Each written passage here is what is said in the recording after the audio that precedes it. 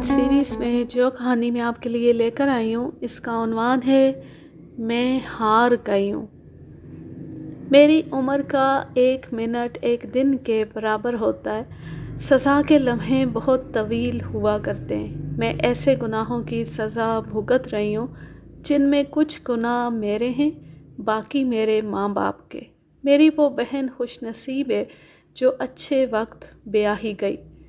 اچھے وقت سے میری مراد یہ نہیں کہ اس وقت ہم امیر تھے، بلکہ یہ کہ اس وقت ہم امیر نہیں تھے۔ برا وقت وہاں سے شروع ہوا جب ہمارے گھر میں پیسہ آنا شروع ہوا۔ میں اس وقت چھوٹی سی تھی جب والد صاحب کی چھوٹی سی دکان تھی جو گھر سے زیادہ دور نہیں تھی۔ میں والد صاحب کے لیے دکان پر کھانا لے جایا کرتی تھی۔ بڑی بہن کی شادی ہو چکی تھی۔ یہ مجھے بہت بعد میں پتہ چلا تھا کہ بڑی بہن کے جہیز کے لیے والد صاحب کو قرض لینا پڑا تھا۔ تب مجھے معلوم ہوا کہ والد صاحب اور والدہ پریشان کیوں رہتی ہیں۔ ان کی پریشانی یک لخت ختم ہو گئی کیونکہ پاکستان بن جانے سے وہ ہندو ساہوکار ہندوستان چلا گیا تھا جس سے والد صاحب نے سود پر قرض لیا تھا۔ پھر اچانک والد صاحب کی دکان بہت بڑی ہو گئی اور ایک روز والد صاحب دن کے وقت ہی گھر آ گئے۔ آتی والدہ کو ساتھ لے کر گھر کا سامان باندھنے لگے۔ میں ڈر گئی کیونکہ ان دنوں ہندوستان سے لٹے پٹے مہاجر آ رہے تھے اور ان کی جو حالت ہندوؤں اور سکھوں نے کی تھی وہی حالت یہاں کے مسلمان ہندوؤں اور سکھوں کی نہیں کر سکے، مگر مکان جل رہے تھے اور رات کے وقت بھی گلیوں میں بھاگ دوڑ لگی رہتی تھی۔ بچوں کو باہر نکلنے سے منع کر دیا گیا تھا، اس لیے ہم بچے ڈرے ڈرے رہتے تھے۔ جب والد صاحب، والدہ اور میرے 2 بھائی گھر کا سامان باندھ رہے تھے تو میں ڈر گئی تھی۔ ایسے معلوم ہوتا تھا جیسے میرے والدین ہندوؤں اور سکھوں سے ڈر کر کہیں بھاگ کے جا رہے ہیں۔ میں انہیں دیکھتی رہی۔ وہ بہت ہی تیزی سے ٹرنک، گٹھڑیاں اور دوسرا سامان اٹھا اٹھا کر صحن میں رکھ رہے تھے۔ میں رو پڑی۔ والد صاحب شاید میرے رونے کی وجہ سمجھ گئے۔ میرے سر پر ہاتھ رکھ کر پیار سے کہا، ارے پگلی، روتی کیوں ہے؟ ہم نئے مکان میں جا رہے ہیں، اپنا نیا مکان دیکھنا۔ کیسی کیسی خوبصورت ٹائلوں کا فرش ہے، 10 کمرے ہیں، کمروں میں پنکھے لگے ہوئے ہیں اور وہاں ریڈیو بھی ہے۔ ایسی ایسی پیاری رضائیاں اور ایسے ایسے پیارے پلنگ اور صوفے ہیں کہ تم اس کال کوٹھڑی کو بھول جاؤ گی۔ میں واقعی اس کال کوٹھڑی کو بھول گئی۔ وہ کسی ہندو کا مکان تھا جس میں ہم رات کے وقت داخل ہوئے تھے۔ ہر کمرے میں چھت کا پنکھا اور 2 بلب، 6 کمرے نیچے، 4 اوپر۔ ہر کمرے کا فرش رنگ برنگی ٹائلوں کا، فرنیچر ایسا جو میں نے کبھی خواب میں بھی نہ دیکھا تھا۔ باورچی خانہ الگ، 4 نلکے۔ میرے لیے یہ مکان محل سے کم نہ تھا۔ میں نے دوسرے دن امی سے کہا کہ ابو کو روٹی دے آؤں تو امی نے بتایا کہ ہم نے وہ دکان چھوڑ دی ہے اور اب ابو نے بہت بڑی دکان لے لی ہے۔ پاکستان بننے تک منڈی پر ہندوؤں کا قبضہ تھا۔ ہندو چلے گئے تو مسلمانوں نے ہندوؤں کی دکانوں پر قبضہ کر لیا اور اس طرح بعض پرچون فروش، آڑتی اور تھوک فروش بن گئے۔ خدا نے میرے ماں باپ کو دیا تو چھپڑ پھاڑ کر دیا اور خدا کی اسی دین سے میری تباہی شروع ہو گئی۔ میرے والد صاحب نے شاید 3 یا 4 جماعتیں پڑھی تھیں۔ امی بالکل ان پڑھ ہیں۔ ان کے پاس زیور اتنا ہی تھا، جھمکوں کی ایک جوڑی اور ایک انگوٹھی۔ کسی خاص تقریب کے لیے کوئی خاص کپڑے نہیں تھے۔ والد صاحب اکثر دھوتی باندھا کرتے تھے، صرف جمعے اور دونوں عیدوں کے روز شلوار پہنتے تھے۔ پاکستان بننے کی دیر تھی کہ میری امی سونے کے زیورات سے لد گئیں۔ 6 چوڑیاں اور ایک کڑا اس کے بازوؤں کا حصہ بن گئے۔ پڑوس کے گھر میں جائے تو سونے کا ہار ضرور گلے میں ڈالتی تھی۔ کندھوں تک لٹکتے ہوئے جھمکے بھی کانوں میں ڈال لیے۔ والد صاحب بھی رات ہی رات میں بدل گئے۔ چھوٹی سی دکان پر صبح سے رات تک ٹکے ٹکے کا سودا بیچنے والا منڈی کے چودھریوں میں شامل ہو گیا تھا۔ مجھے یہ تو معلوم نہیں کہ کاروبار کیسا تھا، بس یہی نظر آتا تھا کہ کسی ہندو کے چھوڑے ہوئے اس مکان کے کسی کمرے سے خزانہ برآمد ہوا ہے۔ میں اس وقت چھوٹی تھی۔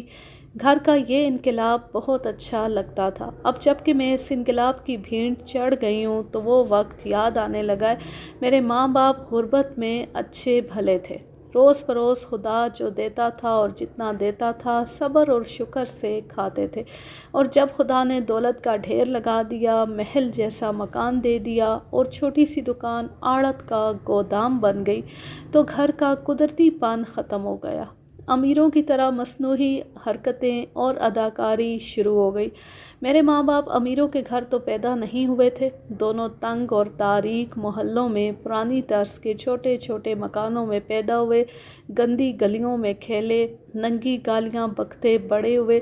امی چار دیواری کی اندھیری دنیا میں قید رہی اور والد صاحب تیسری یا چوتھی جماعت سے اٹھ کر بچپن میں ہی دکان پر آ بیٹھے، اور ان کی عمر گھر سے دکان اور دکان سے گھر تک کے چکر لگاتے گزرتی رہی۔ انہوں نے نوٹوں کے یہ بنڈل کبھی خواب میں بھی نہ دیکھے تھے۔ ان کے تصوروں کی دنیا اتنی تاریک تھی کہ اس میں اتنا بڑا مکان، اتنے سارے زیورات اور اتنی ساری نقدی نہیں سما سکتی تھی۔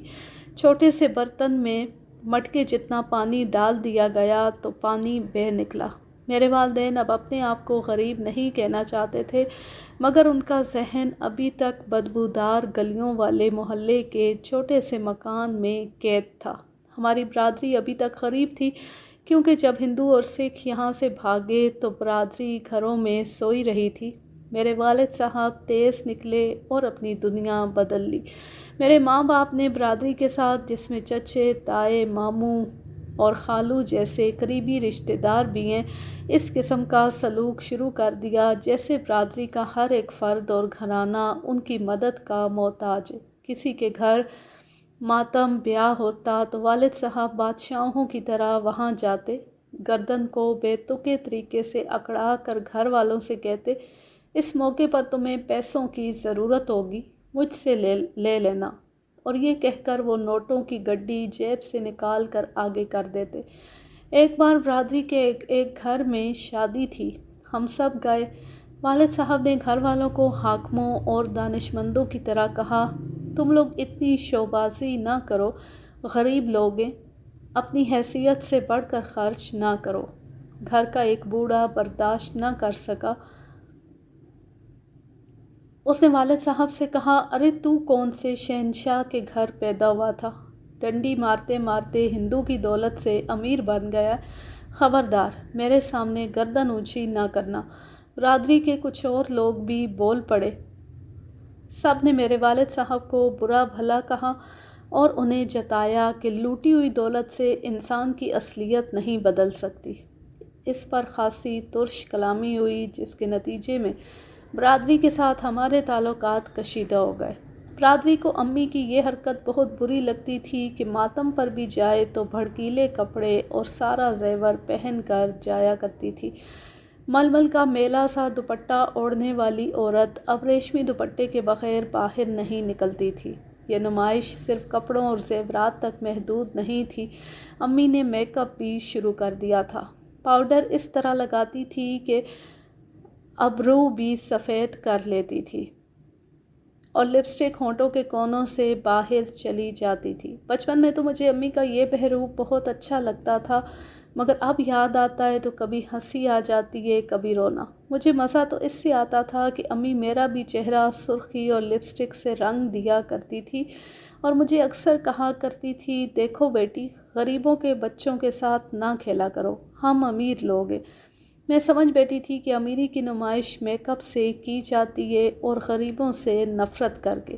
اس طرح بچپن ہی میں مجھے بن ٹھن کر رہنے کی عادت ہو گئی۔ مجھے اسکول داخل کروا دیا گیا۔ میں پہلی جماعت میں داخل ہونے کی عمر سے 3 سال بڑی ہو گئی تھی۔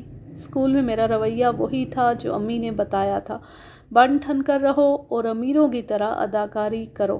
میں 7ویں جماعت میں پہنچی تو میری عمر 16-17 سال ہو چکی تھی۔ 6ٹھی جماعت میں پہنچی تو مجھے برقع پہنا دیا گیا۔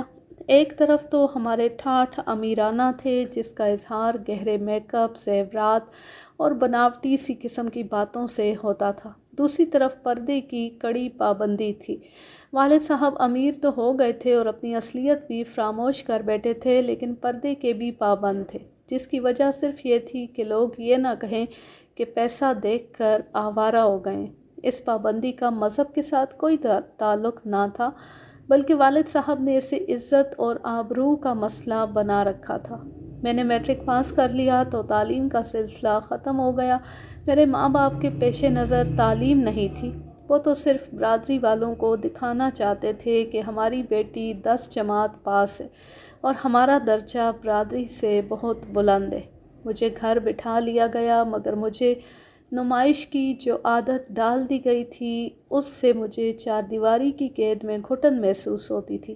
اتنی خوبصورت چار دیواری مجھے کال کوٹری کی طرح محسوس ہوتی تھی۔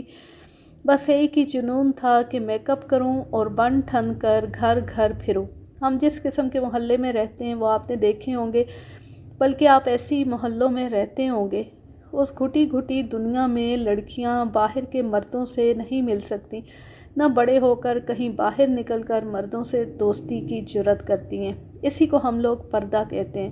مگر میں آپ کو بتا دوں کہ جن گھرانوں میں خاندانی شرافت اور صحیح تعلیم و تربیت ہوتی ہے، وہاں کی لڑکیاں پردے اور چار دیواری کی دنیا کو دل و جان سے قبول کرتی اور اسی دنیا کو شرافت اور وقار سے آباد رکھتی ہیں۔ مجھ جیسی لڑکیاں تصوروں میں بھاگی بھاگی پھرتی ہیں، باہر نکل کر کسی مرد کے ساتھ مل بیٹھنے اور اس سے اپنے حسن اور سنگھار کی داد لینے کی جرأت نہیں ہوتی، مگر تصوروں میں ساری زنجیروں کو توڑ پھینکتی ہیں۔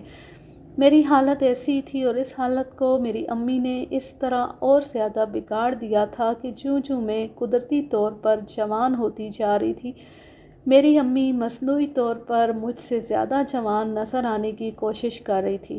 پیٹ پر دوپٹہ کس کر باندھتی اور شرمناک حد تک اپنے جسم کو تنا ہوا رکھتی تھی۔ یہ تو میں آج کہہ رہی ہوں کہ اس کی حرکتیں شرمناک تھیں۔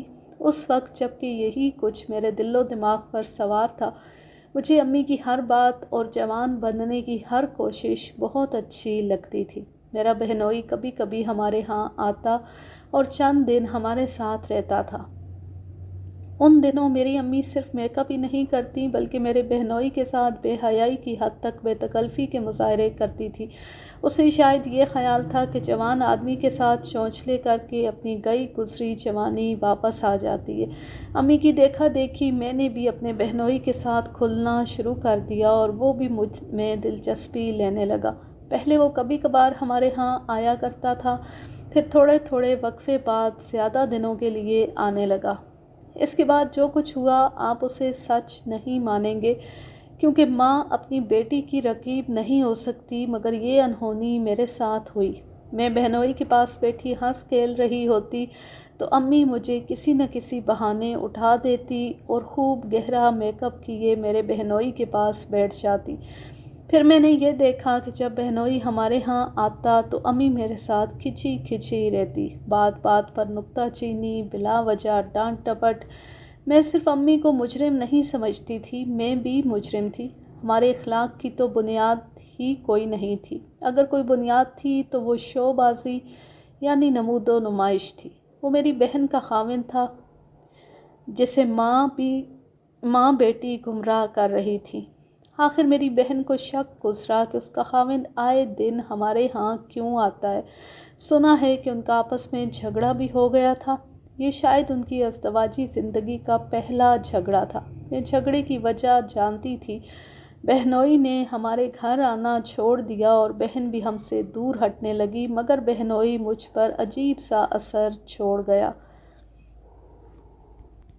جس کی میں تشنگی محسوس کرنے لگی۔ وہ میرے حسن اور جوانی کی تعریفیں ایسے الفاظ اور ایسے لہجے میں کیا کرتا تھا کہ مجھ پر نشہ طاری ہو جایا کرتا تھا۔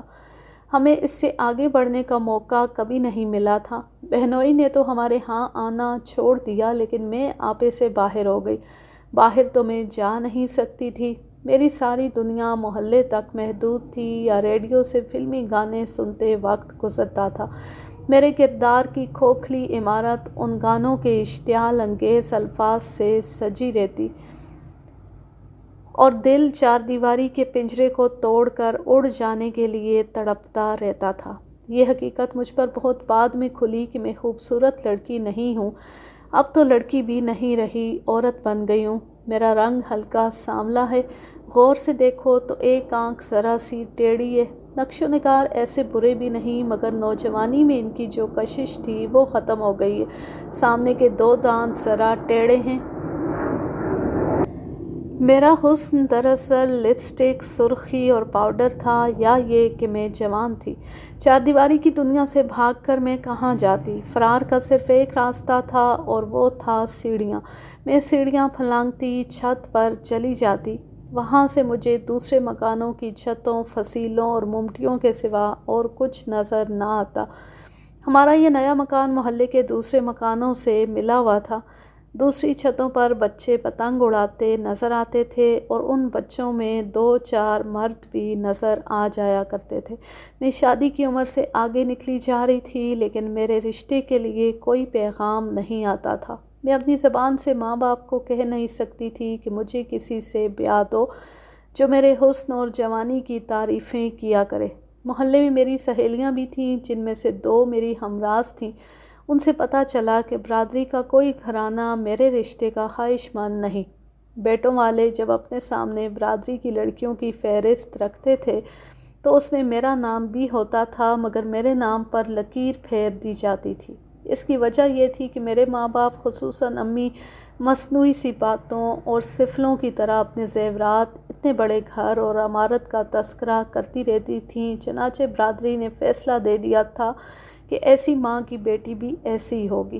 ہم تو اپنے آپ کو برادری سے اونچا سمجھتے تھے، مگر برادری نے یہ فیصلہ دے دیا تھا کہ ہم نیچ ہیں، جو ہندوؤں کی دکان، دولت اور زیورات پر اینٹ رہے ہیں۔ مجھے امی سے پتہ چلا کہ والد صاحب نے فیصلہ کر لیا ہے کہ وہ برادری میں مجھے بیاہیں گے ہی نہیں، چنانچہ وہ باہر کا کوئی گھرانہ ڈھونڈ رہے تھے، اور میں کوٹھے پر کھڑی دوسرے کوٹھوں پر پتنگ اڑاتے لڑکوں اور جوانوں میں نہ جانے کسے ڈھونڈنے لگی، اور مجھے وہ مل ہی گیا جس کی مجھے تلاش تھی۔ وہ قریب کے کوٹھے پر پتنگ اڑا رہا تھا۔ مجھے کچھ اچھا لگا۔ اس نے میری طرف دیکھا تو میں فصیل کی اوٹ میں چھپ جانے کی بجائے کھڑی رہی اور اس کی آنکھوں میں آنکھیں ڈال کر دیکھا۔ اگر آپ کسی گنجان آباد محلے میں رہتے ہیں تو آپ نے چھتوں پر جا کر فصیل کے سوراخوں میں سے تانک چھانک کرنے والوں کو دیکھا ہوگا۔ یہ چوری چھپے کی محبت ہوتی ہے جو باغلوں اور ہوٹلوں کی محبت سے بہت مختلف ہوتی ہے۔ بے شک مکانوں کی چھتیں ملی ہوئی ہوتی ہیں، کوئی اونچی کوئی نیچی۔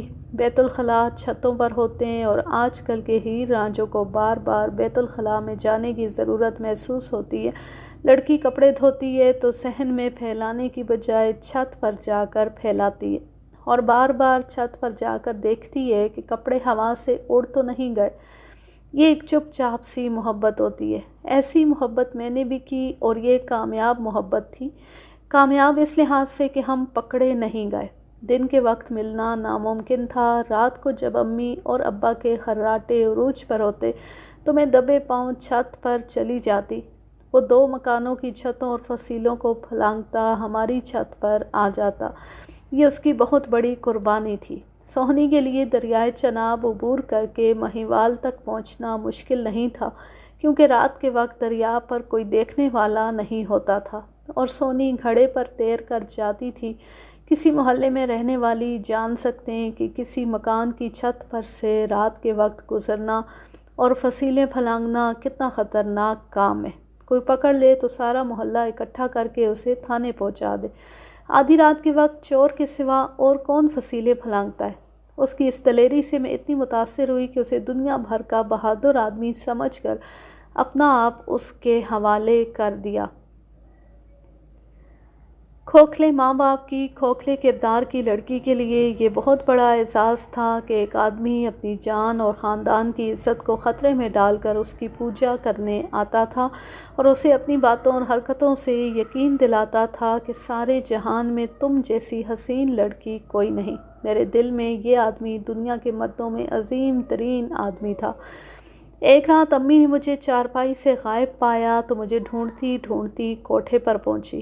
میں کوٹھے پر تھی، وہ فصیل پھلانگ رہا تھا۔ امی نے اسے دیکھ لیا۔ لگی واہی تباہی بکنے، میں سنتی رہی اور سہتی رہی۔ مجھے والد صاحب کا ڈر تھا۔ مجھے معلوم نہیں کہ امی نے انہیں بتایا تھا یا نہیں۔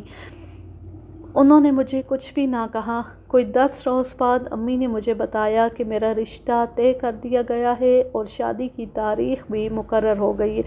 میں نے کئی بار پوچھا کہ رشتہ کہاں اور کس کے ساتھ طے ہوا ہے۔ امی نے کسی ایک بھی سوال کا جواب نہ دیا اور ایک روز بارات آ گئی۔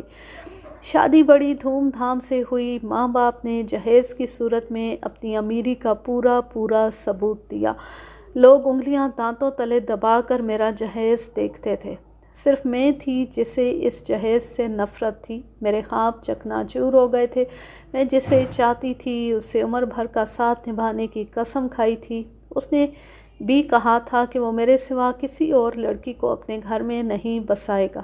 ہماری قسمیں توڑی جا رہی تھیں اور میں جل بھن رہی تھی۔ شادی سے 2 روز پہلے میں اسے ملی تھی اور اسے کہا تھا کہ میں اپنے خاوند کو اتنا پریشان کروں گی کہ وہ مجھے طلاق دینے پر مجبور ہو جائے گا۔ اس کے جواب میں اس نے کہا تھا کہ میں جس روز طلاق لے کے آ جاؤں گی اس سے اگلے روز وہ مجھے کہیں دور لے جائے گا۔ میری ڈولی اسی شہر کے ایک محلے میں جا اتری۔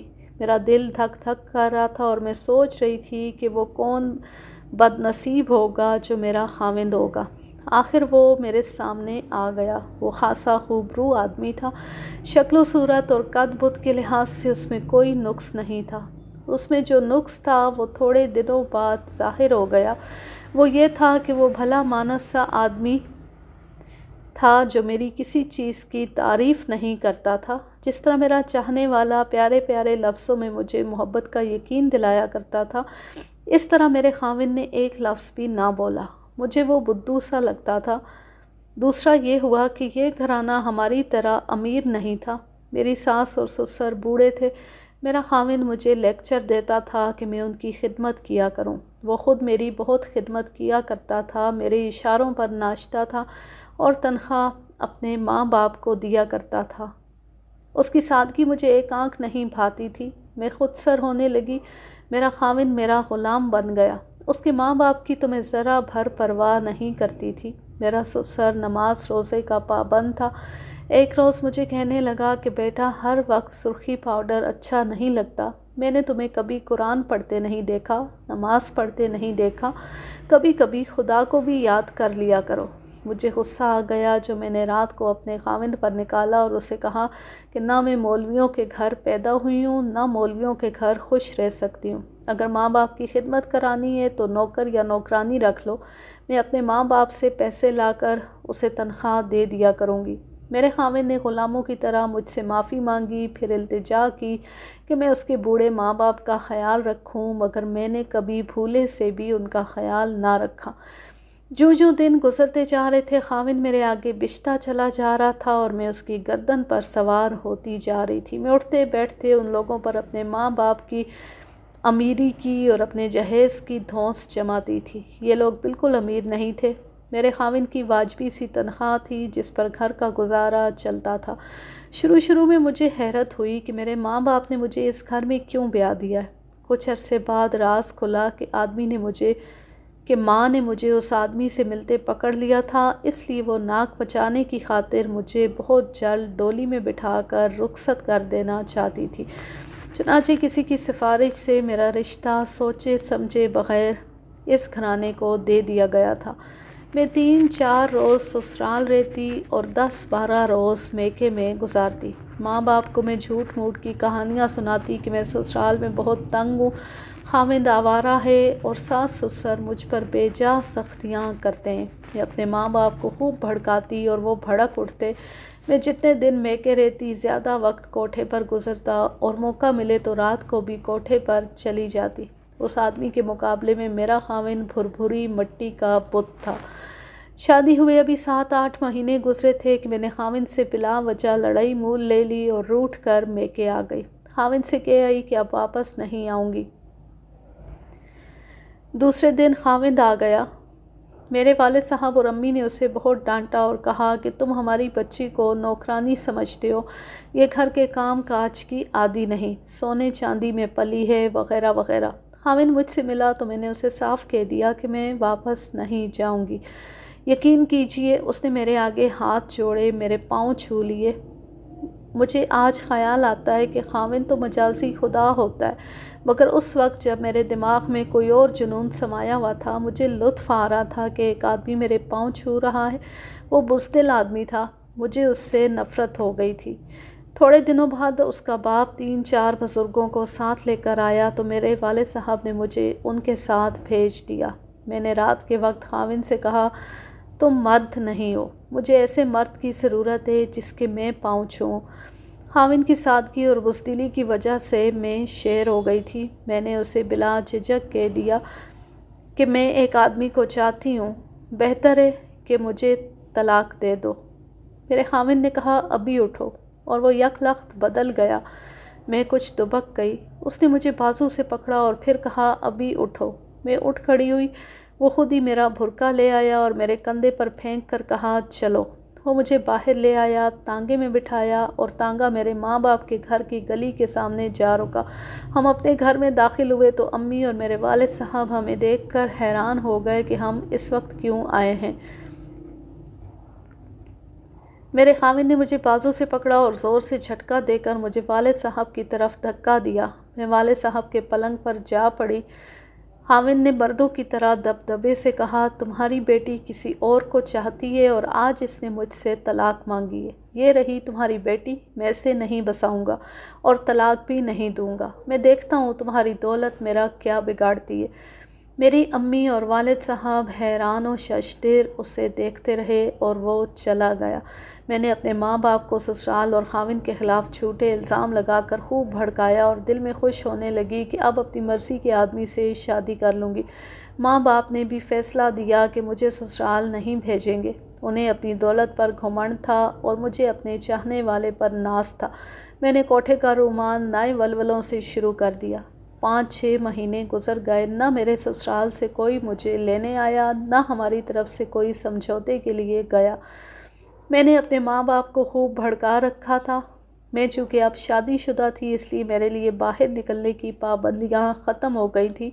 میں سہیلیوں سے ملنے کے لیے چلی جایا کرتی تھی۔ ایک روز میں نے امی سے کہا کہ 2 سہیلیوں کے ساتھ پکچر دیکھنے جا رہی ہوں، تو امی نے اجازت دے دی۔ میں بن ٹھن کر نکل گئی۔ میں دراصل سہیلیوں کے ساتھ نہیں بلکہ اس آدمی کے ساتھ پکچر دیکھنے جا رہی تھی۔ ایک روز پہلے ہم نے کوٹھے پر پروگرام طے کیا تھا۔ اس نے مجھے بتا دیا تھا کہ وہ مجھے کہاں ملے گا۔ میں وہاں گئی تو وہ میرے انتظار میں کھڑا تھا۔ ہم پکچر ہاؤس کے باہر کھڑے تھے۔ پہلا شو ابھی ختم نہیں ہوا تھا۔ میں نے برقعے کا نقاب گرا رکھا تھا۔ میں نے دیکھا کہ میرا خاوند آ رہا تھا۔ میں نے اپنے دوست کو اپنا خاوند دکھایا اور اسے کہا کہ اسے 2-4 تھپڑ جڑ دو۔ میں اپنے خاوند کو دکھانا چاہتی تھی کہ جسے میں چاہتی ہوں، دیکھو وہ کتنا دلیر مرد ہے اور تم بزدل ہو۔ میں جسے چاہتی تھی اسے بھڑکایا۔ اتنے میں میرا خاوند ہمارے قریب سے گزر کر آگے چلا گیا۔ آگے چل کر وہ پھر واپس آیا۔ میں نے نقاب اٹھا دیا تاکہ وہ مجھے دیکھ لے۔ میں اسے پوری طرح جلانا چاہتی تھی۔ میں نے اپنے ساتھی سے کہا کہ کسی نہ کسی بہانے اس کی بے عزتی کر دو۔ وہ ذرا جھجک گیا لیکن میں اس کے پیچھے پڑی رہی۔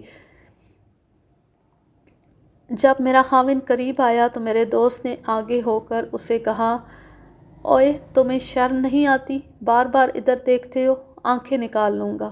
میرے خاوند نے میری طرف دیکھا، پھر میرے دوست کی طرف دیکھا اور میں نے یہ دیکھا کہ میرے خاوند کے دائیں بازو نے حرکت کی۔ مجھے ہلکی سی دھمک کی آواز سنائی دی اور میرا دلیر اور جوان مرد دوست الٹے پاؤں پیچھے کو لڑکھڑاتے ہوئے 7-8 قدم پیچھے جا پڑا۔ وہ پیٹھ کے بل گرا اور ایسا گرا کہ اس کی ٹانگیں اوپر اٹھ گئیں۔ میرا خاوند وہیں کھڑا رہا۔ جب میرا دوست اٹھا تو اس کے ہونٹوں سے خون بہہ رہا تھا۔ میرے خاوند نے اسے پوری طاقت سے گھونسا مارا تھا۔ وہ اٹھا اور میری طرف دیکھے بغیر سڑک کی طرف چلا گیا۔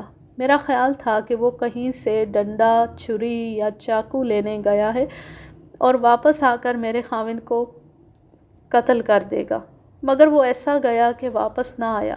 میرے خاوند نے وہیں کھڑے کھڑے مجھ سے کہا، جاؤ ایسے 6 یار اور لے آؤ، میں یہیں کھڑا ہوں۔ میرے لیے یہ صورتحال بڑی عجیب اور بہت تکلیف دہ تھی۔ میں نے تو کچھ اور سوچا تھا۔ مجھے اپنے کوٹھے کے دوست کی بہادری کا مان تھا اور میں اپنے خاوند کی بزدلی کو بھی جانتی تھی، مگر معاملہ الٹ ہو گیا تو میرا پسینہ نکل آیا۔ میں نے نقاب نیچے گرا دیا۔ چند ایک آدمی تماشا دیکھنے آ گئے تھے۔ مجھے ایسے لگا جیسے اتنے سارے مردوں کے سامنے مجھے ننگا کر دیا گیا۔ میں لڑکھڑاتے ہوئے قدموں سے وہاں سے چل پڑی۔ میرا خاوند وہیں کھڑا رہا۔ سنیما کے احاطے سے باہر ادھر ادھر دیکھا، لیکن میرا بہادر دوست کہیں نظر نہ آیا۔ گھر جا کر کوٹھے پر چڑھی، وہ کہیں نظر نہ آیا۔ دوسرے دن بھی کوٹھے پر گئی، بہت دیر فصیل سے لگی کھڑی رہی۔ پھر میں 8 روز بہت دیر تک کوٹھے پر کھڑی رہی، لیکن وہ مجھے کہیں نظر نہ آیا۔ 9ویں روز میں ایک سہیلی کے گھر جا رہی تھی کہ وہ مجھے اپنے دروازے کے سامنے کھڑا نظر آیا۔ وہ دوسری طرف دیکھ رہا تھا۔ میں قریب گئی تو اس نے میری طرف دیکھا۔ میں نے نقاب اٹھایا۔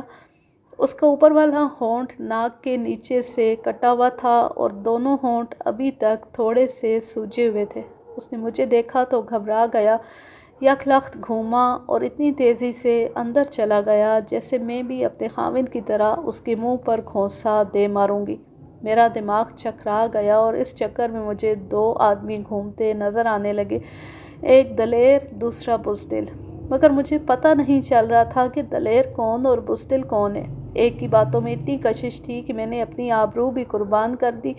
دوسرا سیدھا سادہ حقیقت پسند آدمی جسے میں نے نفرت سے ٹھکرا دیا۔ میرے کردار اور میری سوچوں کی بنیادوں میں ریت بھری ہوئی تھی۔ عمارت گر پڑی اور میں اپنی الٹے سیدھے خیالوں میں بھٹک گئی۔ رات آئی تو جاگتے گزر گئی۔ رہ رہ کر یہی فیصلہ سامنے آتا تھا کہ خاوند کے پاس چلی جاؤں، مگر ماں باپ کی ناک خطرے میں تھی۔ میں اپنی زبان سے انہیں کہہ نہیں سکتی تھی کہ میں سسرال جا رہی ہوں۔ البتہ امی سے اتنا ضرور پوچھا کہ امی کیا وہ مجھے لینے آئیں گے؟ نہ آئے تو تم لوگ کیا کرو گے؟ ہم 1-2 مہینے انتظار کریں گے۔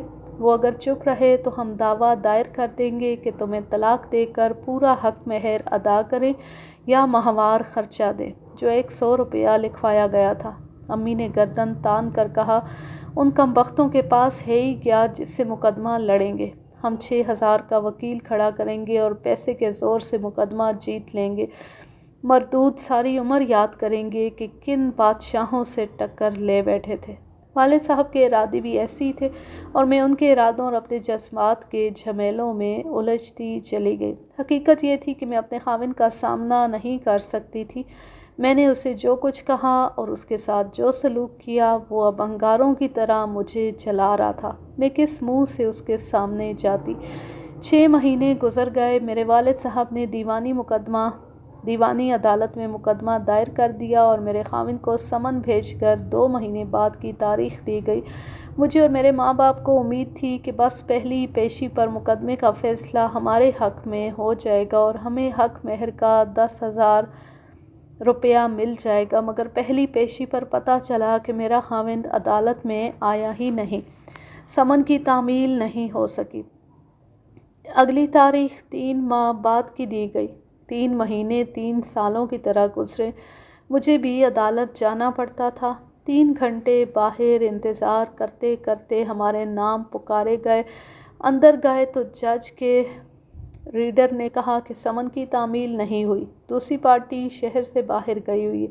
ایک اور تاریخ دے دی گئی، 3 مہینے بعد۔ پورے 1 سال تک میرا خاوند عدالت میں حاضر نہ ہوا۔ ہمارے وکیل نے بتایا کہ سمن کی تعمیل کرانے والے کو 2-4 روپے دے دیے جاتے ہیں اور وہ سمن پر لکھ دیتے ہیں کہ متعلقہ آدمی بہت تلاش کے باوجود نہیں مل سکا۔ 1 سال بعد اخبار میں اشتہار دلوایا گیا۔ 2 مہینے بعد کی ایک پیشی پر میرا خاوند آ گیا۔ کارروائی کچھ بھی نہ ہوئی۔ اس کے وکیل نے 2-4 اعتراض کیے اور جج نے ایک اور لمبی تاریخ دے دی۔ مقدمے کا دوسرا سال تھا کہ ایک روز میری 2 سہیلیاں میرے گھر آئیں۔ کہنے لگیں کہ ایک سہیلی کی شادی پر جا رہے ہیں، آج بارات آ رہی ہے، میں بھی چلوں۔ میں نے کپڑے بدلے اور جب بڑے آئینے کے سامنے بیٹھ کر میک اپ کرنے لگی تو میں بیان نہیں کر سکتی کہ میرے سینے میں کیسا بھونچال آیا۔ ایسے معلوم ہوا جیسے آئینے میں میرا عکس مجھے نفرت سے دیکھ رہا ہو اور جیسے میں سرخی پاؤڈر کی صورت میں اپنے چہرے پر لعنت مل رہی ہوں۔ میں نے عادت کے مطابق چہرے پر پاؤڈر وغیرہ کا لیپ کر دیا۔ جب ہونٹ لپسٹک سے لال ہو گئے تو میری نظروں کے سامنے اپنے چاہنے والے کے ہونٹ آ گئے، اور وہ منظر یاد آ گیا جب وہ میرے خاوند کا گھونسا کھا کر گرا تھا تو اس کے ہونٹوں سے لپسٹک کے رنگ کا خون بہہ نکلا تھا۔ میرے دل سے حقارت کا طوفان اٹھا۔ مجھے اس آدمی سے تو نفرت ہو ہی گئی تھی، اپنے آپ سے بھی نفرت ہونے لگی۔ ماں باپ کے اوچھے پن نے مجھے گناہ گار کیا، اور اب میں اکیلی سزا بھگت رہی تھی۔ مجھے بناؤ سنگار سے گھن آنے لگی۔ جی میں آیا کہ منہ دھو ڈالوں، لیکن سہیلیاں مجھے ساتھ لے گئیں۔ معلوم نہیں تھا کہ شادی کون سے گھر میں ہے۔ ہم گلیوں میں چلی جا رہی تھیں اور ایک سہیلی مجھے سنا رہی تھی کہ جس کی شادی ہو رہی ہے وہ نیک اور غریب سی لڑکی ہے، اس کا کنبہ ہندوستان سے ہجرت کر کے آیا تھا۔ میری سہیلی بولے جا رہی تھی اور میں اپنی سوچوں کی بھول بھلائیوں میں بھٹکی ہوئی پوری بات سن ہی نہیں رہی تھی اور مشین کی طرح چلی جا رہی تھی۔ ایک گھر کے سامنے شادی کا ہنگامہ تھا۔ گلی میں 2 دیگیں پک رہی تھیں۔ جب میں سہیلیوں کے ساتھ شادی والے گھر میں داخل ہوئی تو مجھے دھچکا سا لگا جس نے مجھے جوانی سے اٹھا کر بچپن میں پھینک دیا۔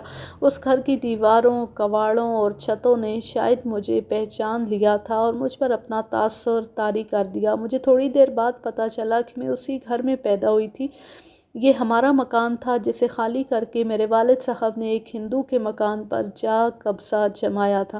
آج اس گھر میں شادی کی رونق تھی۔ در و دیوار مسکرا رہے تھے، ہر کوئی ہنس کھیل رہا تھا، صرف میں تھی جو آہیں بھر رہی تھی اور اندر ہی اندر رو رہی تھی۔ مجھے چھوٹا سا یہ غریبانہ سا مکان بہت ہی پیارا لگ رہا تھا۔ میرا بچپن اور میری معصومیت اس گھر میں دفن تھی، اور کبھی کبھی ایسے لگتا تھا جیسے یہ میرا مقبرہ ہے اور میں اس میں دفن ہوں۔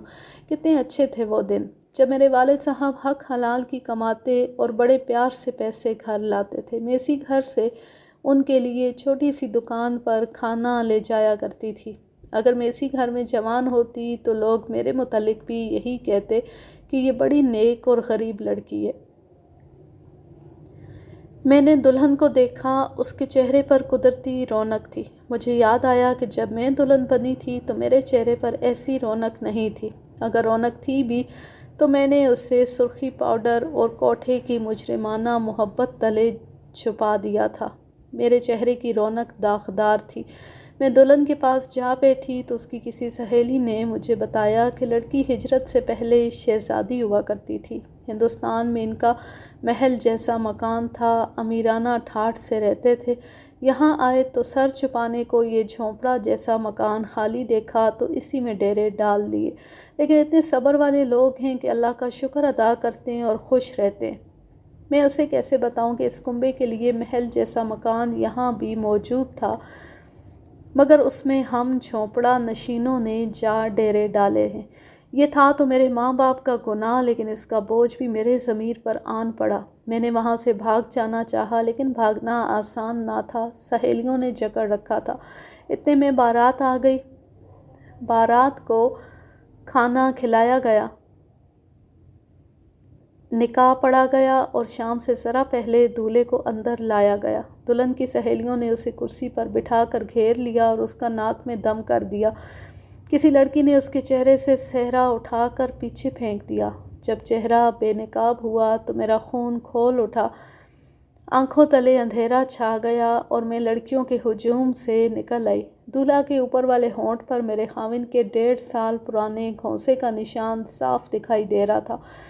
ہونٹ ایسے طریقے سے کٹا تھا کہ زخم ٹھیک ہو کر بھی نہ مل سکا۔ میں وہاں سے بھاگ گئی اور اب 8واں سال گزر آئے۔ آخری میک اپ کیے 8 سال گزر گئے ہیں۔ مقدمہ دیوانی عدالت میں چل رہا ہے۔ لمبی لمبی تاریخیں ملتی ہیں۔ ہر تاریخ پر عدالت میں جاتی ہوں، خاوند کو برقعے کے باریک نقاب میں سے دیکھتی رہتی ہوں۔ دل اچھل کر حلق میں اٹک جاتا ہے، روتی ہوں، آہیں بھرتی ہوں۔ میں بیوہ نہیں، خاوند ہے مگر نہیں ہے۔ میرے ماں باپ کو جس روپے پر ناز تھا وہ بیکار ثابت ہو گیا ہے۔ وکیل کہتا ہے ابھی مقدمہ 2 سال اور چلے گا۔ میں اب 4 دیواری میں قید رہتی ہوں۔ اتنی خوبصورت 4 دیواری مجھے افریقہ کے اس درخت کی طرح چوس رہی ہے جس کے متعلق کہتے ہیں کہ کوئی اس کے نیچے جا کھڑا ہو تو اس کی شاخیں جھک کر اس کا خون چوس لیتی ہیں۔ کبھی کبھی کوٹھے پر جاتی ہوں تو چار دیواری کی قید سے اکتائی ہوئی کوئی لڑکی کسی چھت پر کھڑی نظر آتی ہے اور کسی دوسری چھت پر کوئی نوجوان کھڑا دکھائی دیتا ہے۔ میرا دل ڈوب ڈوب جاتا ہے۔ میں ان لڑکیوں کو اپنی کہانی سنانا چاہتی ہوں مگر کیسے سناؤں؟ اگر میرا بس چلے تو میں اس کنبے کو جو ہمارے پرانے مکان میں آباد ہے جا کر کہوں کہ تم ہمارا نیا اور بڑا مکان لے لو اور مجھے میرا پرانا جھونپڑا واپس کر دو، مگر میں بے بس ہوں۔ آج یہ انگارے اس امید پر اگل دیے ہیں کہ مجھ جیسی کوئی لڑکی یا کوئی میرے ماں باپ جیسے ماں باپ پڑھ کر عبرت حاصل کریں اور وہیں سے واپس اپنی اصلیت کی طرف لوٹ جائیں اور ہر کسی کو بتائیں کہ اس راستے پر نہ جانا۔ ہم نے آگے ایک لڑکی کی معصومیت اور عصمت کی گلی سڑی لاش پڑی دیکھی ہے۔ یہ راستہ خطرناک ہے۔ میں گل سڑ رہی ہوں۔ شاید اگلی پیشی پر یا شاید اس سے پہلی میں اپنے خاوند کے قدموں میں جا گروں اور اسے کہوں کہ تم مرد ہو، میں ہار گئی ہوں۔ شاید میں ایسا کر ہی گزروں گی۔ مجھے امید ہے کہ میرا خاوند مجھے بخش دے گا اور مجھے تھام لے گا۔ وہ مرد ہے۔ یوں یہ کہانی اب اختتام کو پہنچی۔ اب میں لیتی ہوں آپ سے اجازت۔ جہاں رہیں خوش رہیں، شاد و آباد رہیں، ہنستے مسکراتے رہیں۔ اللہ حافظ۔ اللہ نگہبان۔